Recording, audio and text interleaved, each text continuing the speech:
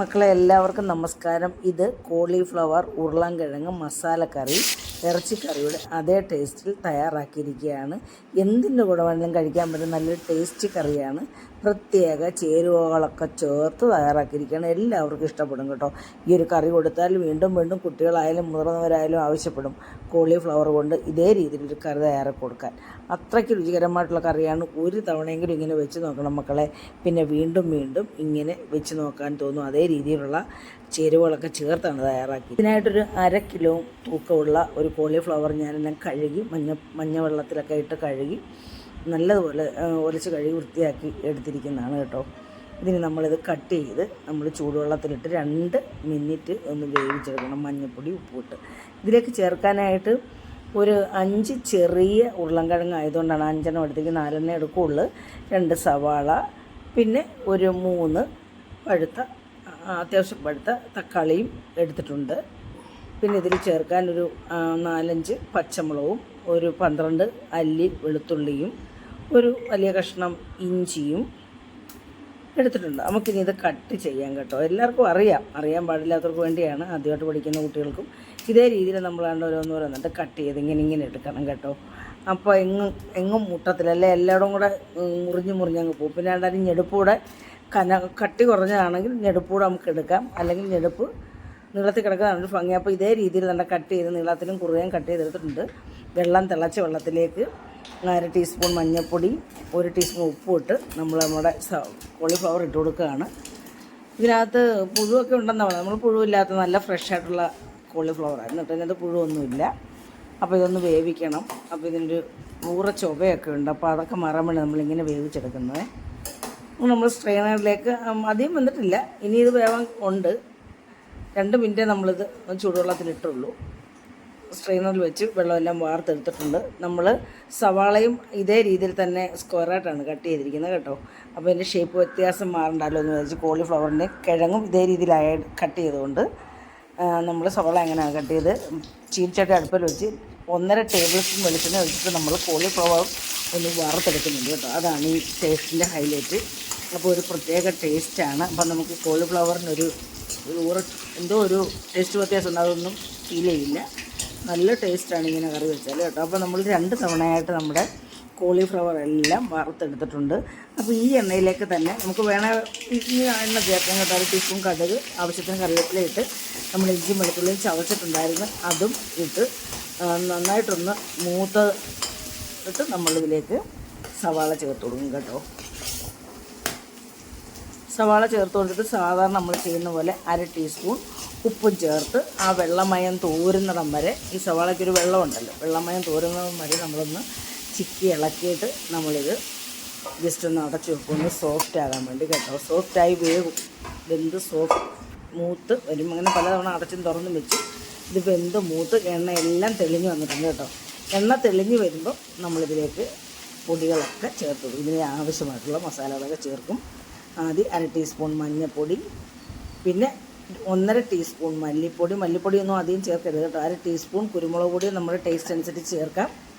പിന്നെ 1/2 ടീസ്പൂൺ പെരുംജീരകം പൊടിച്ചത്, പിന്നെ നമ്മൾ 1 ടീസ്പൂൺ കണക്കാക്കി നമ്മുടെ ചിക്കൻ മസാലയാണ് കേട്ടോ.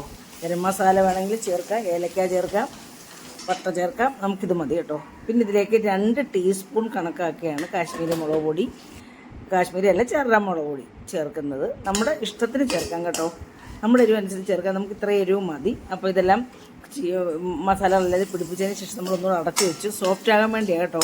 അപ്പോൾ വേവാനുള്ളൊരു ട്രിക്കാണത്. അപ്പോൾ നമ്മൾ സവാളയാണ് ഇതിനകത്തെ ഗ്രേവി.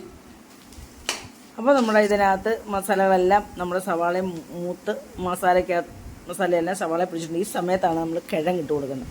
കിഴങ്ങും ഇട്ട് കൊടുത്ത് ആ മസാലയും സവാളയ്ക്കകത്ത് പറ്റിക്കുന്ന മസാലയെല്ലാം കൂടെ കൂട്ടിക്കുഴച്ച് നമ്മൾ ഉരുളൻകിഴങ്ങിനകത്തൊക്കെ നന്നായിട്ട് പിടിച്ചതിന് ശേഷം നമ്മളിതിലേക്ക് പച്ചമുളക് ഇടത്തുള്ളൂ കേട്ടോ.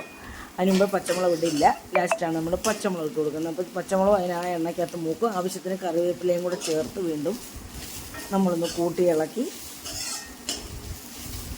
യോജിപ്പിച്ചെടുക്കുന്നുണ്ട്. ഈ സമയത്ത് നമ്മൾ നമ്മുടെ തക്കാളി അരച്ചായിരുന്നു കേട്ടോ, മിക്സിക്കകത്തിട്ട് ഫൈൻ പേസ്റ്റാക്കി അരച്ച് ആവശ്യത്തിന് വെള്ളം ഒഴിച്ചു. അപ്പോൾ ഈ തക്കാളി വെള്ളം ഇതിനകത്തും ആവശ്യത്തിന് വെള്ളം ഒഴിച്ചാൽ നമുക്ക് നല്ല ടേസ്റ്റ് ആകട്ടോ. തക്കാളി ഇങ്ങനെ അരച്ച് ചേർത്താൽ അപാര ടേസ്റ്റ് ആകട്ടോ മക്കളെ. അപ്പോൾ ഒരു തവണയെങ്കിലും ചെയ്ത് നോക്കണം ചെയ്യാത്തവർ. പിന്നെ ആവശ്യത്തിന് ഉപ്പും ചേർത്ത് ആവശ്യത്തിന് വെള്ളം ചേർക്കണം. നമ്മുടെ കിഴങ്ങ് വേവണമല്ലോ. കണ്ടില്ലേ നമ്മുടെ കൊഴുത്ത ഒരു ഗ്രേവി ആയിട്ടുണ്ട് ഇപ്പോഴേ. അപ്പോൾ നമുക്കിനി അടച്ച് വെച്ച് ഒന്ന് വേവിക്കാം. ഇതാ കണ്ടില്ലേ വെന്ത് കുറുകി വന്നിട്ടുണ്ട്. എന്തോ ഒരു ക്യാമറയ്ക്ക് എന്തൊരു പ്രശ്നമുണ്ട്, അത് ഡബിളായിട്ടൊക്കെ കാണിക്കുന്നത് കേട്ടോ. അപ്പോൾ ഇതെല്ലാം വെന്ത് കുറുകി. അപ്പോൾ നമ്മളാണ് കിഴങ്ങ് വെന്തോ നോക്കുവാണ്. കിഴങ്ങ് വെന്ത് കഴിയുമ്പോൾ നമ്മൾ പിന്നെ വറുത്തല്ല ജസ്റ്റ് ഒന്ന് ഷാലോ ഫ്രൈ ആക്കി വെച്ചിരിക്കുന്ന നമ്മുടെ കോളിഫ്ലവർ ഇട്ട് കൊടുത്ത് കൂട്ടി യോജിപ്പിച്ച്, അപ്പോൾ നമ്മുടെ കിഴങ്ങും ഇതെല്ലാം കൂടെ ഒന്നുകൂടെ ഒന്ന് വേവാൻ വേണ്ടി നമ്മൾ വെച്ചു. ആവശ്യത്തിന് ഉപ്പും ചേർത്ത് തത്തിപ്പൊത്തി വെച്ചൊന്ന് അടച്ച് വെച്ച് ഒന്നുകൂടെ ഒന്ന് ജസ്റ്റ് ഒന്ന് വേവിച്ച് കൂട്ടി യോജിക്കാൻ വേണ്ടി വെക്കുന്നുണ്ട്. അപ്പോൾ നമ്മുടെ കോളിഫ്ലവറും കിഴങ്ങും എല്ലാം വെന്ത് സെറ്റായിട്ടുണ്ട്. നല്ല ടേസ്റ്റ് ആകട്ടോ. ഈ സമയത്ത് നമ്മൾ തേങ്ങാപ്പാൽ ചേർത്ത് കൊടുക്കുവാണ് കേട്ടോ. നല്ല ഒറ്റ പാൽ തന്നെ, ഒരു പാല് അല്ല, ആദ്യത്തെ പാല് രണ്ടാമത്തെ പാലൊന്നുമില്ല. അപ്പോൾ അതിനി നമ്മൾ കുറുകി വറ്റി എണ്ണയെല്ലാം തെളിഞ്ഞു വരണം. ഇതുപോലൊരു കറി എനിക്ക് തോന്നുന്നില്ല ആരും ഇങ്ങനെ കൂട്ടിയിട്ടുണ്ടാവുന്ന അത്രയ്ക്ക് രുചിയാണ് കേട്ടോ. ഞാൻ വെച്ചിട്ട് പറയുകയല്ല, ഒരു തവണയെങ്കിലും മക്കളെ ഇങ്ങനെ നിങ്ങൾ ചെയ്ത് നോക്കണം. അപ്പം മനസ്സിലാവും ഈ അമ്മ പറയുന്നത് കറക്റ്റാണ്. അപ്പം പഴയതുപോലെ എല്ലാവരും സപ്പോർട്ട് ചെയ്യണം കേട്ടോ മക്കളെ. ലൈക്ക് ചെയ്യണം, അഭിപ്രായങ്ങൾ കമൻറ്റ് ബോക്സിൽ രേഖപ്പെടുത്തണം. പിന്നെ ഇതുപോലൊരു കറി ഉണ്ടെങ്കിലുണ്ടല്ലോ നമുക്ക് ചോറ് കഴിക്കാനും പലഹാരം എന്ത് പലഹാരത്തിൻ്റെ കൂടെ കഴിക്കാനും ഒക്കെ നല്ലൊരു ടേസ്റ്റ് കറിയാണ് കേട്ടോ.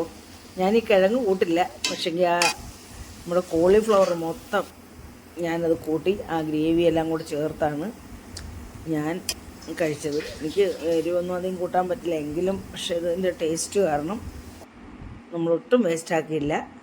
ഇത് കൂട്ടിയാണ് നമ്മൾ ഉച്ചയ്ക്ക് ഊണ് കഴിച്ചത്. അപ്പോൾ മക്കളെ ഇഷ്ടപ്പെടേണ്ട എല്ലാവരും ഇതായാലും ചെയ്ത് നോക്കണം കേട്ടോ. ഒറ്റ തവണയെങ്കിലും ചെയ്ത് നോക്കിയാൽ പിന്നെ നിങ്ങൾ എങ്ങനെ ചെയ്തൊരു തവണയെങ്കിലും ചെയ്ത് നോക്കണം കേട്ടോ, ചെയ്യാതിരിക്കരുത്. അതുപോലെ തന്നെ മക്കളെ ആദ്യമായിട്ട് കാണുന്ന മക്കൾ സബ്സ്ക്രൈബ് കൂടെ ചെയ്ത് സഹായിക്കണം. പിന്നെ ഹൈപ്പ് എന്ന് പറയുന്നൊരു ഓപ്ഷൻ ഉണ്ട്, അതുകൂടെ ചെയ്യണം. പിന്നെ ഓളെന്ന ബെൽ ബട്ടനൂടെ ഒന്ന് അമക്കണം, എങ്കിലേ അമ്മ ഇടുന്ന വീഡിയോസൊക്കെ കിട്ടുകയുള്ളൂ. അപ്പോൾ എല്ലാവരും സന്തോഷമായിട്ട് ഇരിക്കുന്നു എന്ന് വിശ്വസിക്കുന്നു. അപ്പോൾ മക്കളെ അടുത്ത ഒരു നല്ല വീഡിയോയുമായിട്ട് വരാം. അതുവരേക്കും എല്ലാവർക്കും നന്ദി, നമസ്കാരം. അപ്പോൾ ഒരു തവണയെങ്കിലും ചെയ്യണേ മക്കളെ, അത്രയ്ക്ക് രുചിയാണ് കേട്ടോ. ഞാൻ വെച്ചതുകൊണ്ട് പറയല്ല, നമ്മളൊന്ന് പരീക്ഷിച്ച് നോക്കി ചെയ്ത് കഴിച്ചെങ്കിൽ മാത്രമേ അതിൻ്റെ രുചി നമുക്ക് മനസ്സിലാവുള്ളൂ കേട്ടോ. അപ്പം ശരി മക്കളെ.